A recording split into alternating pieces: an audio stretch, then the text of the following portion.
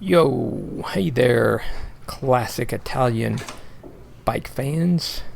Gonna start the process of tearing this my vintage super sweet Colnago bike down. And the main, I don't know, I've been doing research on this, and it's been a pretty busy time period since I did my initial video on this. Been trying to do some bike racing and stuff, so I've been kind of tied up, plus these busy spring season in Denver. It's been pretty chaotic at the shop, so finally got a small chance to tear this guy down after doing some research. And it's definitely been a rabbit hole. I posted some questions on a Facebook on like a Colnago world. There's lots of experts and stuff, and not getting any definitive answers as far as year. Some say it's a super, some say it's a Mexico, but I know for a fact just by weighing it, I would know which bike it is just based off the weight. So I'm going to tear it down anyway to restore it or rebuild it or do whatever I'm going to do. I still don't have a 100% plan, but you got to tear it down and clean it all up first, regardless of what you're going to do. So anyway, the more I've dug into trying to find out more info on this bike, the more I'm getting more questions than answers, I guess, is what you could say. So in taking these brakes off, I'm noticing that this is like a bolt-on style with a nut and a washer, and lo and behold, once I get it off, it's like a recessed nut style. So that kind of makes things a little bit more curious as far as like the history on the bike. I'm kind of thinking now that the guy that traded this in, at our shop, maybe just threw a bunch of parts on this frame, old parts. So I feel like the parts are, I don't know, probably between 5+ years older than the frame itself. I'm thinking this frame is somewhere around in 1980, 81, 82, something like that. Maybe just because it's got the recessed brake bosses and it's got the under the bottom bracket cable guides. So I think the 79 they were still doing like above the bottom bracket cable guides. And then I think later on they changed the crown on the fork. I don't know. It's I'm still learning a lot about a lot of these things. I mean, I've been in the bike industry since the early 80s, and I've worked on lots of different things, and I thought I was pretty knowledgeable on this, but come to find out, maybe not so much. So anyway, here we are just tearing this guy down, and I don't know. I made several tutorial videos on how to remove square taper cranks and rebuild the bottom brackets and stuff like that. So if you want more in-depth information on that, I can, there's definitely, maybe I can put some links here in the description or something like that if anybody's interested in that kind of thing.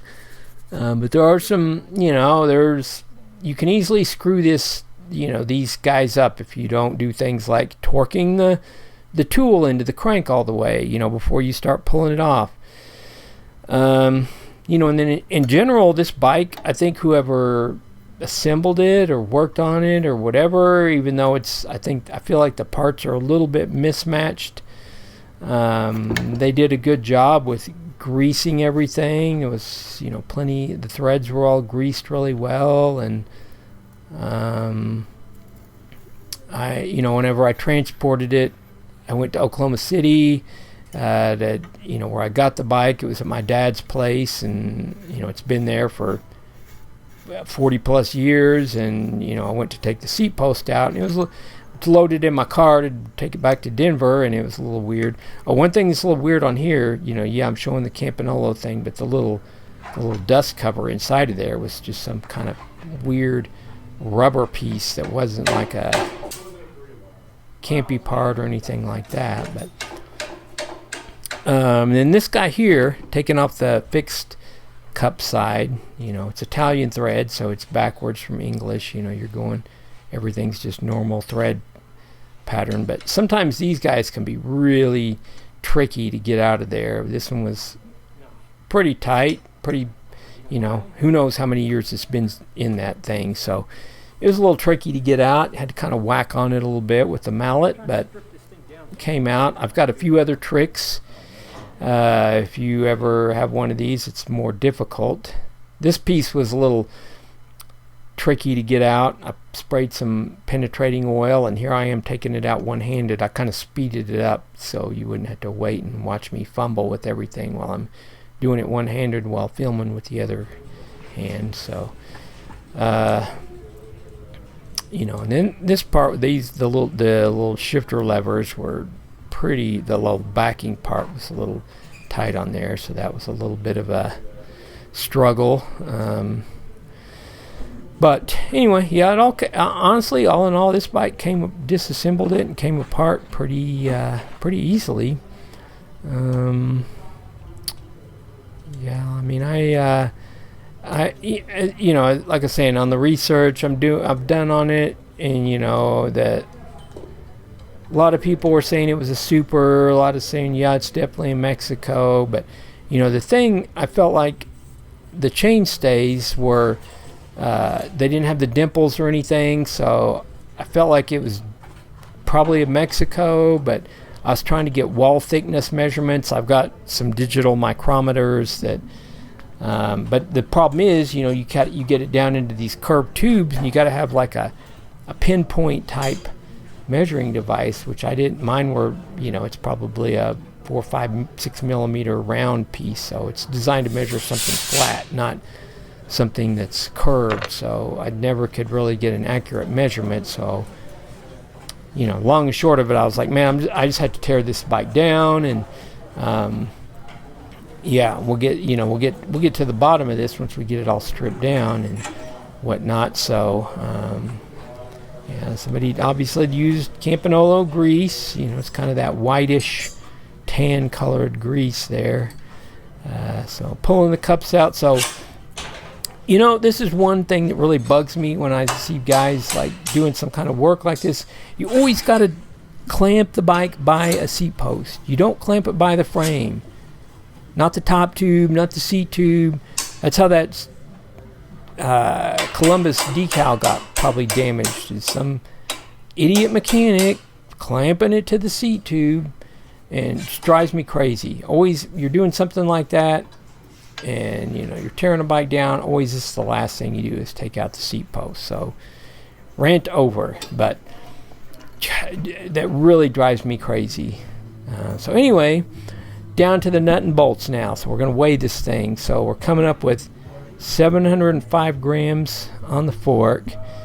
I didn't really have any scale of any of this as far as the Bear's frame fork. 1765. So combined weight of that together is 2,470 grams.